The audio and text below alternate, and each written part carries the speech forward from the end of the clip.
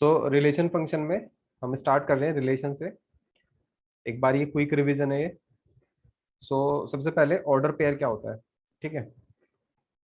Order pair जैसे कि हम ऑलरेडी क्लास 10th में भी देख चुके हैं। अगर ये कोई भी एक कोऑर्डिनेट प्लेन है, suppose this is a coordinate plane. अब मुझे कोई भी पॉइंट को लोकेट करना है इस कोऑर्डिनेट प्लेन में, ठीक है। तो उसके लिए मुझे दो कोऑर्डिनेट्स की नीड है। एक होता है एक्स कोऑर्डिनेट और दूसरा होता है उसका वाई कोऑर्डिनेट, ठीक है। ये एक्स एक्सिस है, ये वाई एक्सिस है।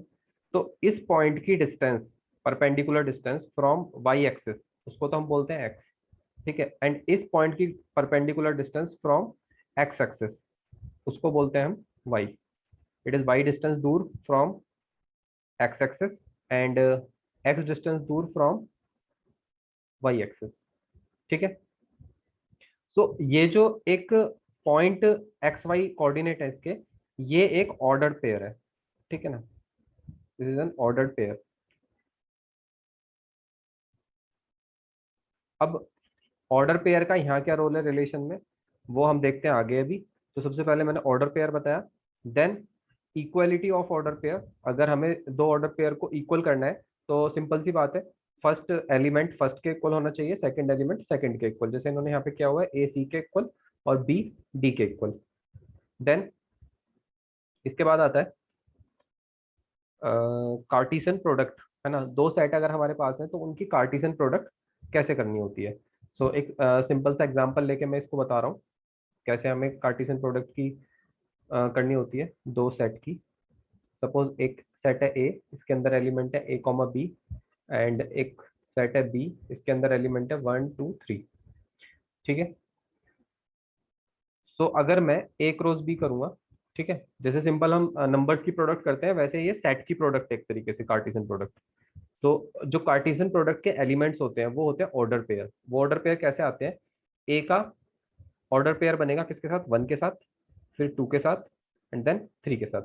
तो A comma 1, A comma 2 and A comma 3। Similarly B का 1 के साथ, B1, B2 एंड B3। ये सभी जो एलिमेंट है ये क्या है, ऑर्डर पेयर है। और ये कार्टेशियन प्रोडक्ट है किसकी, ए और बी दो सेट्स की, ठीक है। अब एक बात ये आती है, अगर एक सेट ए में एलिमेंट्स है पी, ठीक है, number of elements in A set is P and number of elements in B set is Q. तो जो ए क्रॉस बी है हमारा, उसके अंदर नंबर ऑफ एलिमेंट्स कितने होंगे, number of elements in A cross B are P into Q, है ना। दोनों की मल्टीप्लाई कर देंगे। जैसे यहाँ पे देखो तुम ऊपर, ए के अंदर कितने एलिमेंट थे, दो एलिमेंट थे, बी के अंदर 3 एलिमेंट थे। तो जो ए क्रॉस बी हमारा सेट बना उसके अंदर एलिमेंट है 6, ठीक है। 6 कैसे आया, 2 into 3। This is Cartesian product.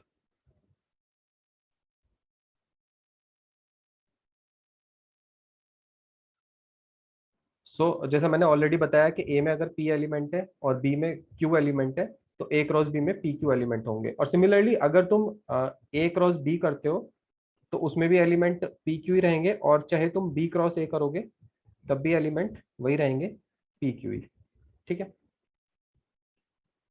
अगर क्या हो, अगर किसी एक सेट में, है ना, ए या बी में से किसी एक सेट में इनफाइनाइट एलिमेंट्स हो। ए में अगर नंबर ऑफ एलिमेंट्स इनफाइनाइट है और बी में सपोज 3 एलिमेंट्स ही हैं। जो नंबर ऑफ एलिमेंट्स होंगे इन ए क्रॉस बी, वो भी कितने होंगे, इनफाइनाइट ही हो जाएंगे, ठीक है। और सिमिलरली ऐसा ही तब होता है जब अगर मान लिया किसी एक में सेट में number of elements in A set is 0 and number of elements in B set कुछ भी हो रैंडमली, सपोज 5 है। तो ए क्रॉस बी में भी कितने एलिमेंट होंगे, 0 ही होंगे, ठीक है। सिंपल सी खुद ही सोच सकते हो कि हमें, मैंने बताया था वो पी इंटू क्यू होता है। तो पी की मल्टीप्लाई मतलब 0 की मल्टीप्लाई 5 से करोगे तो आंसर इज 0, इनफाइनाइट की मल्टीप्लाई 3 से करोगे तो आंसर इज इनफाइनाइट, ठीक है। That's all about Cartesian product and order pair. ये सब क्वेश्चन हम ऑलरेडी डिस्कस कर चुके हैं इससे रिलेटेड, एनसीईआरटी के भी और एनसीईआरटी एग्जाम्पलर के भी, और ये आर एस अग्रवाल है इसके भी कर चुके हैं। देन एक और टर्म आता है छोटा सा, ऑर्डर ट्रिपलेट क्या होता है। ऑर्डर ट्रिपलेट से पहले एरो डायग्राम एक बार हम देख लेते हैं, एरो डायग्राम क्या होता है ये। तो arrow diagram is just a graphical representation, graphical representation है किसका ये, किसी भी कार्टेशियन प्रोडक्ट के लिए, है ना। जैसे सपोज एक सेट है ए, ठीक है, इसके अंदर एलिमेंट अभी मैंने बताए थे ए कॉमा बी है सपोज, एंड बी के अंदर एलिमेंट है 1 2 3, ठीक है ना। अब मैं इसको ज्योमेट्रिकली रिप्रेजेंट करना चाहता हूँ, है ना, पिक्टोरियल रिप्रेजेंटेशन है ये।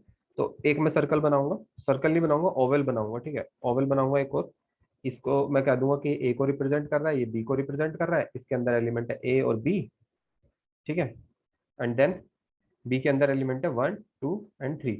अभी जैसे मैंने कार्टेशियन प्रोडक्ट करा था, वो तुम लोगों को ध्यान होगा भी मैंने क्या करा है, तो उसी को मैं यहाँ पे कैसे रिप्रेजेंट करूंगा, ए का पेयरिंग में किसके साथ करूंगा, 1 के साथ, ए कॉमा बनाया था ना, फिर ए का पेयरिंग 2 के साथ, देन ए का पेयरिंग किसके साथ, 3 के साथ, देन ऐसे ही बी के मैंने पेयरिंग किस किसके साथ की, बी की पेयरिंग 1 के साथ, बी की पेयरिंग 2 के साथ, देन बी की पेयरिंग 3 के साथ।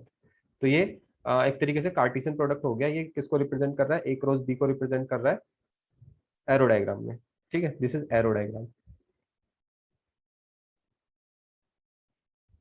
ठीक है।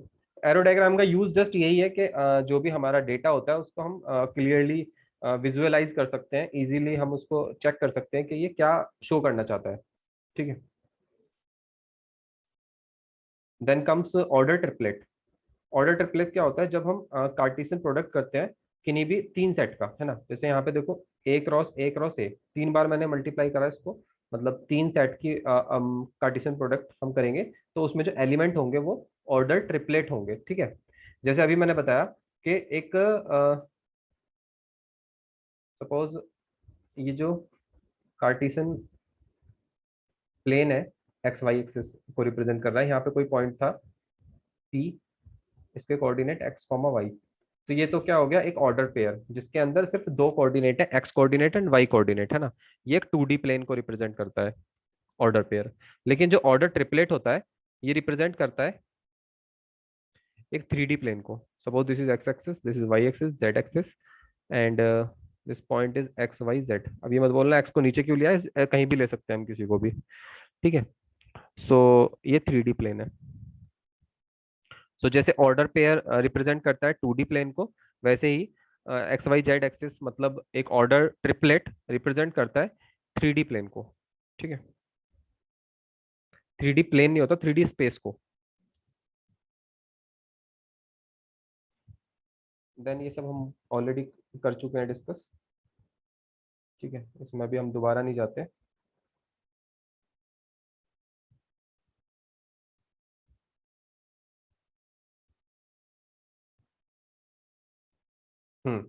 नेक्स्ट आता है डोमेन रेंज एंड कोडोमेन। किसी भी रिलेशन का डोमेन रेंज और कोडोमेन क्या होता है। सो ये तीनों टर्म्स समझना जरूरी है। सपोज अभी ये रिलेशन भी तो रह गया है, कोडोमेन, 1 सेकंड, 1 मिनट,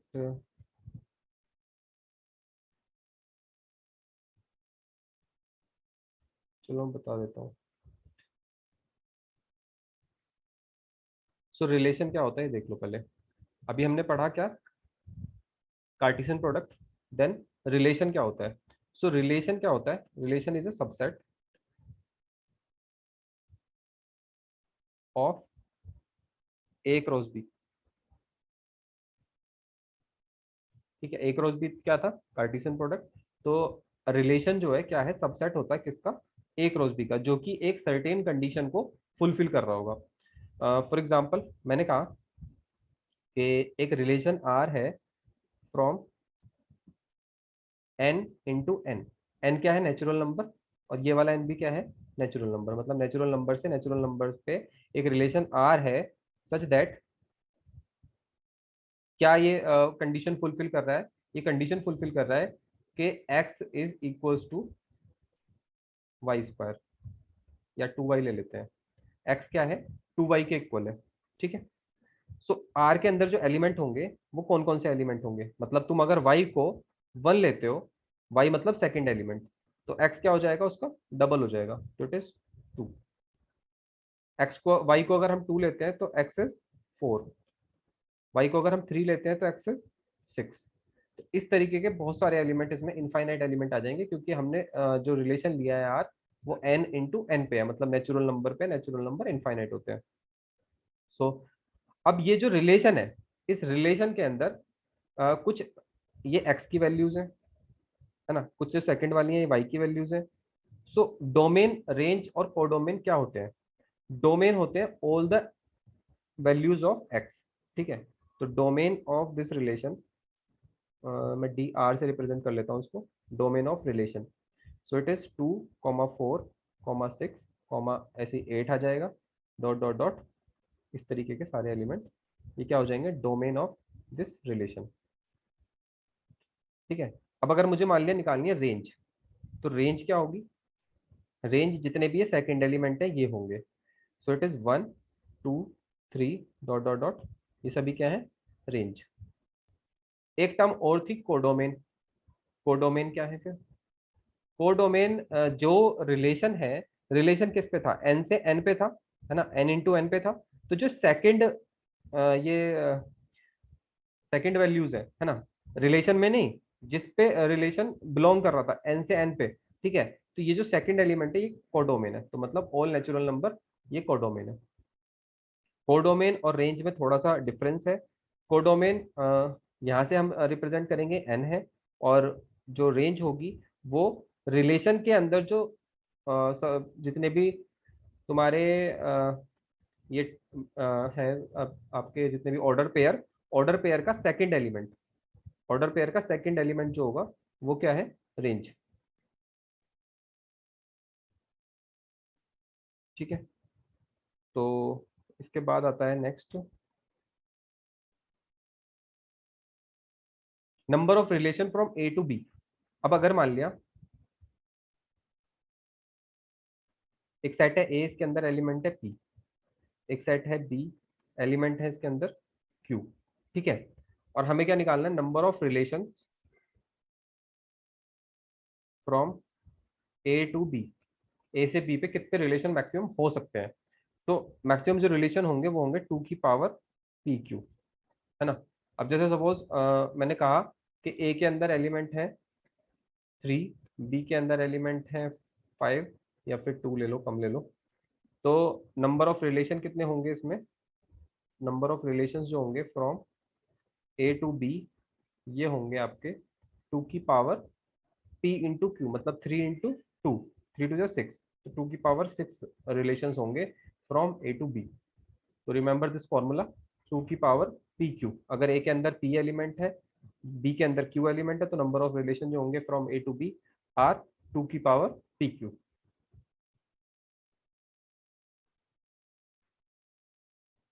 देन इसके बाद आता है रिप्रेजेंटेशन ऑफ रिलेशन। अब रिलेशन को रिप्रेजेंट, जैसे सेट को हम रिप्रेजेंट करते हैं रोस्टर फॉर्म में, सेट बिल्डर फॉर्म में, वैसे ही रिलेशन को भी रिप्रेजेंट कर सकते हैं रोस्टर फॉर्म और सेट बिल्डर फॉर्म में। सो अगर हमें रोस्टर फॉर्म में रिप्रेजेंट करना है, तो रोस्टर फॉर्म में रिप्रेजेंट करने का तरीका क्या होता है? अभी जैसे मैंने एक रिलेशन लिखा था आर, देखो इसमें ब्रैकेट यूज करते हैं, करली ब्रैकेट है ना। तो 2,1, 4,2, इस तरीके से मैंने रिप्रेजेंट करा था, 6,3। तो ये वाली जो फॉर्म है, ये जो मैंने लिखा हुआ है, ये रोस्टर फॉर्म ही है, ठीक है। इसमें हम हर एक एलिमेंट को इंडिविजुअली लिखते हैं कि वो है क्या, ठीक है। सो जैसे अभी इन्होंने दिया हुआ है यहाँ पे ये वाला रिलेशन, -2,4, -1,1, 0,0, 1,1, 2,4, ये कौन सी फॉर्म है? ये रोस्टर फॉर्म है। Then comes the set builder form. अब सेट बिल्डर फॉर्म में हम ऐसे नहीं लिखना होता। सेट बिल्डर फॉर्म में हमें कैसे लिखना है? अभी जैसे मैंने एग्जांपल दिया था ऊपर वाले सेट का, इसी को मैं सेट बिल्डर फॉर्म में लिखता हूँ।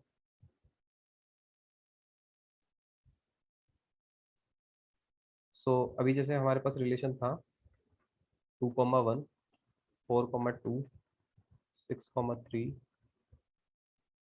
मुझे मान लिया इसको लिखना है सेट बिल्डर फॉर्म में, तो मैं लिखूंगा इसको x, y such that x equals to 2y। किस कंडीशन को फॉलो कर रहे हैं वो लिखना है, x इक्वल्स टू 2y है फॉर ऑल। किसके लिए? ये जो सिंबल है ये किसका सिंबल है? This symbol represent for all, है ना। फॉर ऑल ऐसे भी लिख सकते हो या सिंबल से भी लिख सकते हो।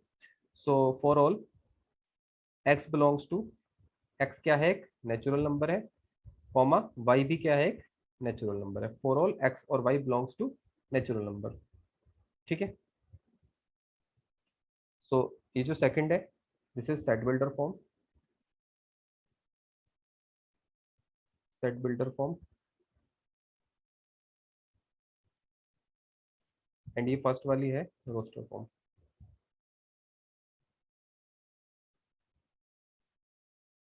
देन इसके बाद रिप्रेजेंटेशन के बाद आता है एरो डायग्राम। मैं ऑलरेडी बता चुका हूँ, एरो डायग्राम में कुछ नहीं है, दोनों सेट को हम लिखेंगे और उनके बाद उसमें एरो लगा देंगे जिस जिस एलिमेंट को हमें इमेज से कनेक्ट करना है।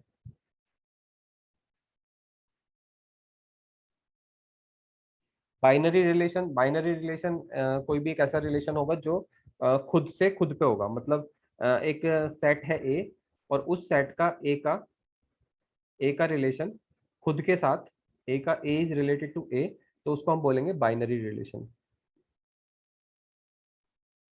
ठीक है,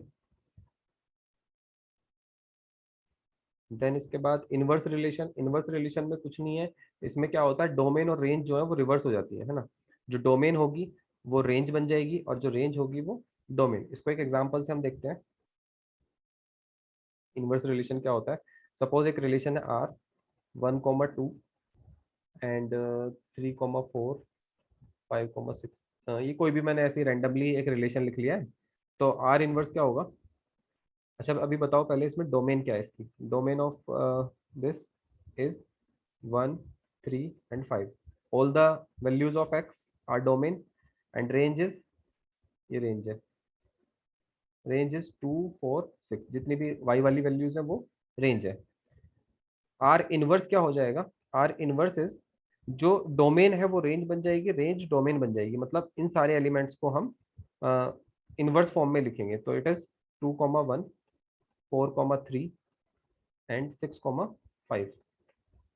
सो अभी डोमेन क्या होगी हमारे पास इसकी 2,4,6 एंड रेंज इज 1,3,5। तो देखो पहले ये डोमेन थी लेकिन अब क्या बन गई, रेंज। तो बस यही है इनवर्स का, है ना, सारे एलिमेंट जो है उनका एक्स और वाई पोजीशन चेंज हो जाएगा।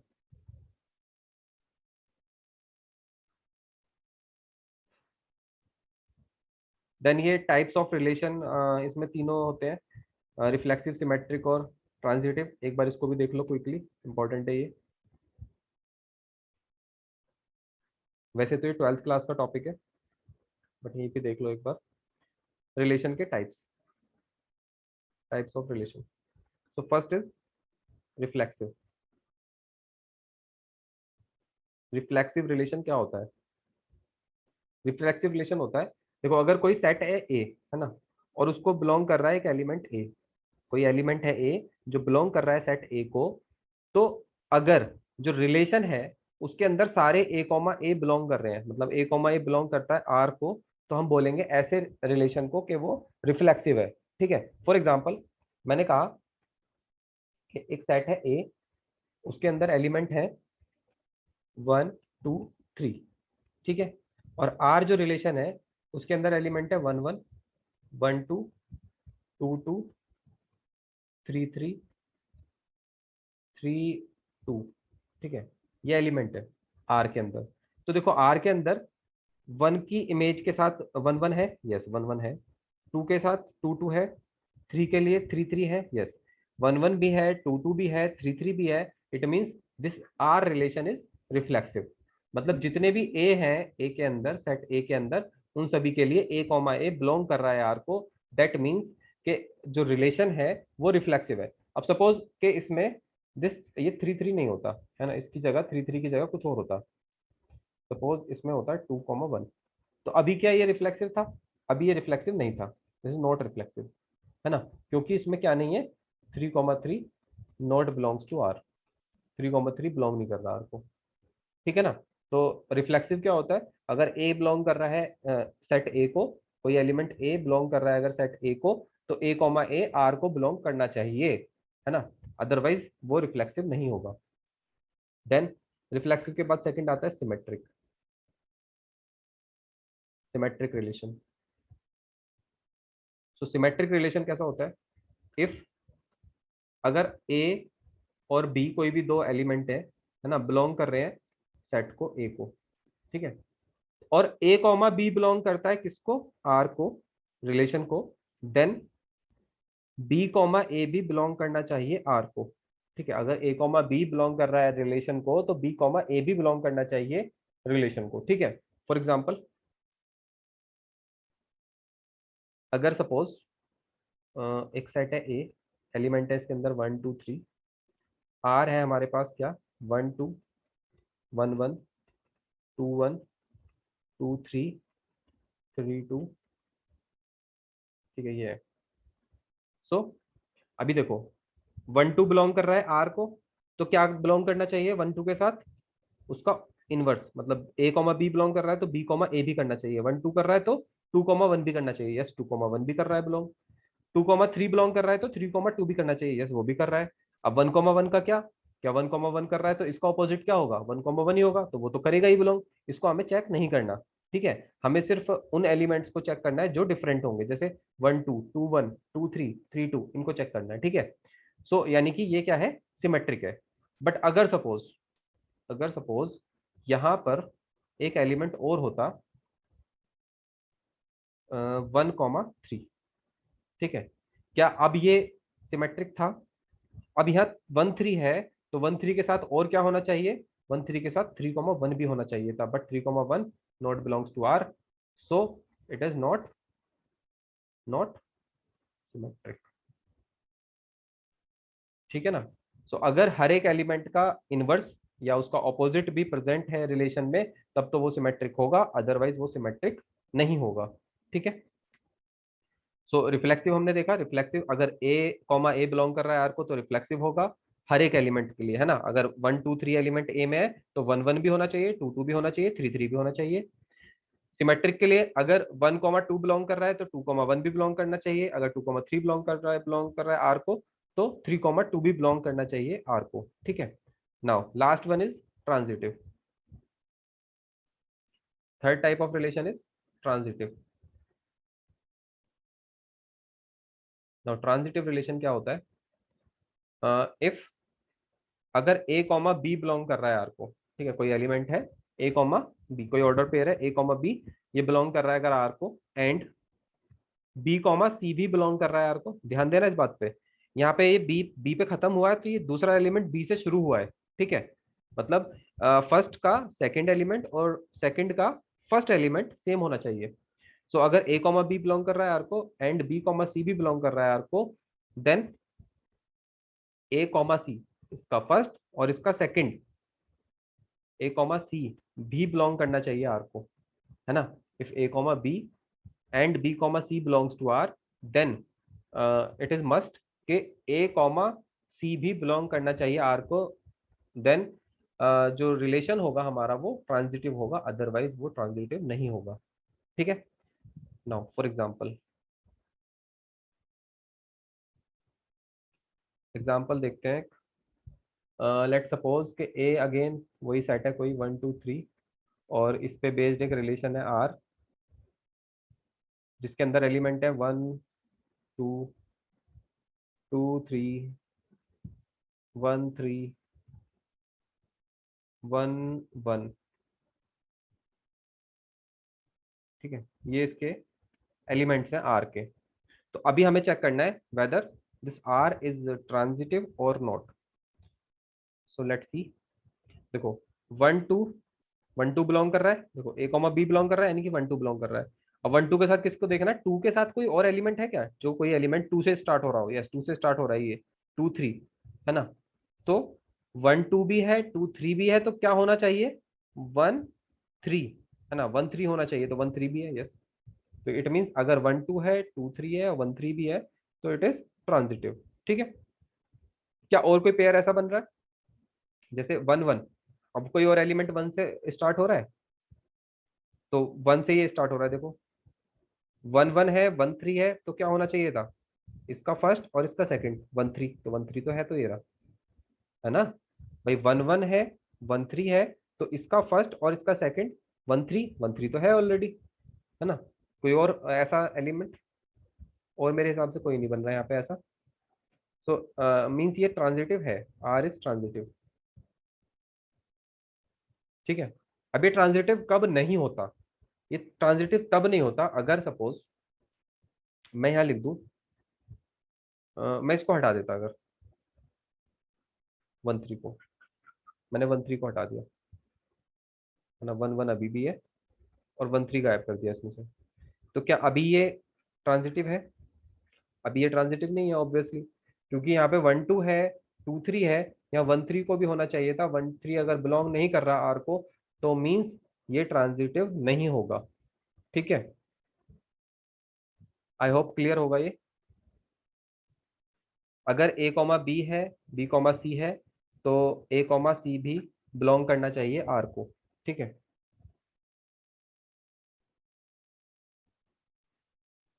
इनवर्स रिलेशन तो हो चुका ऑलरेडी। हाँ अच्छा, एक बात रह गई कि अगर मान लिया कभी कोई रिलेशन अगर रिफ्लेक्सिव, सिमेट्रिक और ट्रांजिटिव तीनों कंडीशन को फॉलो करता है, कोई एक रिलेशन आर है जो कि रिफ्लेक्सिव भी है, सिमेट्रिक भी है and it is also transitive. ठीक है, रिफ्लेक्सिव है, सिमेट्रिक है एंड ट्रांजिटिव भी है, अगर तीनों कंडीशन फॉलो करता है, तो that relation is equivalence relation. This is equivalence relation. ठीक है, तो इक्विवेलेंस रिलेशन कौन सा होगा? अगर कोई relation is reflexive, symmetric and transitive, then equivalence हो गया। ये सब क्वेश्चन हम ऑलरेडी कर चुके हैं discuss. So that's all in relation, है ना। आज रिलेशन ही रखते हैं, नेक्स्ट क्लास में हम करेंगे फंक्शंस को। सो अभी कोई प्रॉब्लम है तो यू कैन आस्क।